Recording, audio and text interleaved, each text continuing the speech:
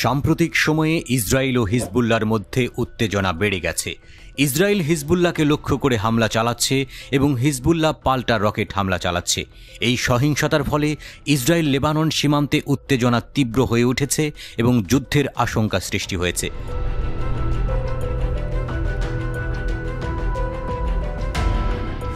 Israeli গোয়েন্দাদের অনুমান, Hezbollah উত্তর ইসরায়েল, মধ্য ইসরায়েল এবং তেল আবিবে ৬,০০০টিরও বেশি ক্ষেপণাস্ত্র এবং আত্মঘাতী ড্রোন নিক্ষেপ করতে প্রস্তুত ছিল।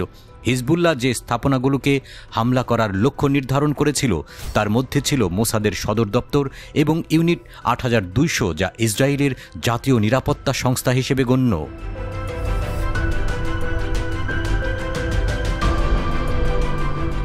রবিবার ভোর ৫টার দিকে এ হামলা শুরু হওয়ার কথা ছিল, কিন্তু ভোর ৪টা ৪৫ ইসরায়েলের ১০০টি ফাইটার জেট একটি আশ্চর্যজনক আক্রমণ শুরু করে।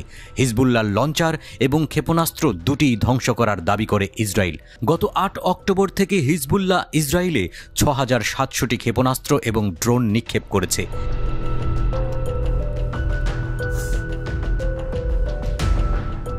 ইসরায়েলি সেনাবাহিনী বর্তমানে হিজবুল্লাহর স্থাপনায় হামলাকে কৌশল হিসেবে বেছে নিয়েছে। হিজবুল্লাহর কাছে প্রচুর পরিমাণে ক্ষেপণাস্ত্র, ড্রোন এবং মর্টার অস্ত্র রয়েছে।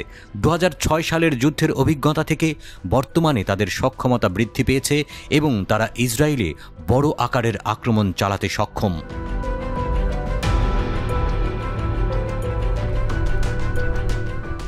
হিজবুল্লাহ ইসরায়েলের উপর একটি বড় আক্রমণ শুরু করেছে। রকেটের একটি ঝাঁক উত্তরাঞ্চলে আঘাত হেনেছে বলে জানা গেছে।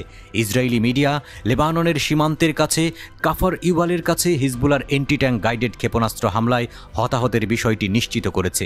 আহত এক ইসরায়েলির অবস্থা আশঙ্কাজনক। হিজবুল্লাহ দাবি করেছে যে হামলাগুলো ফিলিস্তিনিদের উপর আইডিএফের হামলার প্রতিশোধ।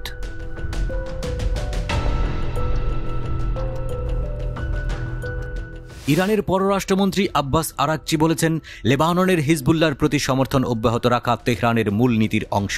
ইরানে নিযুক্ত হিজবুল্লাহর প্রতিনিধি আবদুল্লাহ শফিউদ্দিনের সঙ্গে এক বৈঠকে আরাকচি এ মন্তব্য করেন।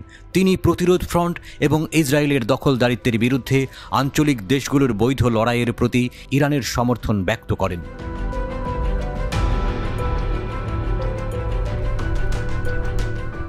ইসরায়েলি বাহিনী আবারও লেবাননের দক্ষিণাঞ্চলে, বিশেষ করে নাকুবা শহরের কাছে ড্রোন হামলা চালিয়েছে। এতে ২ জন নিহত হয়েছে এবং একটি যানবাহনকে লক্ষ্যবস্তু করা হয়েছে। ইসরায়েলি বাহিনী দাবি করেছে হামলার লক্ষ্য ছিল হিজবুল্লাহর সামরিক স্থাপনা।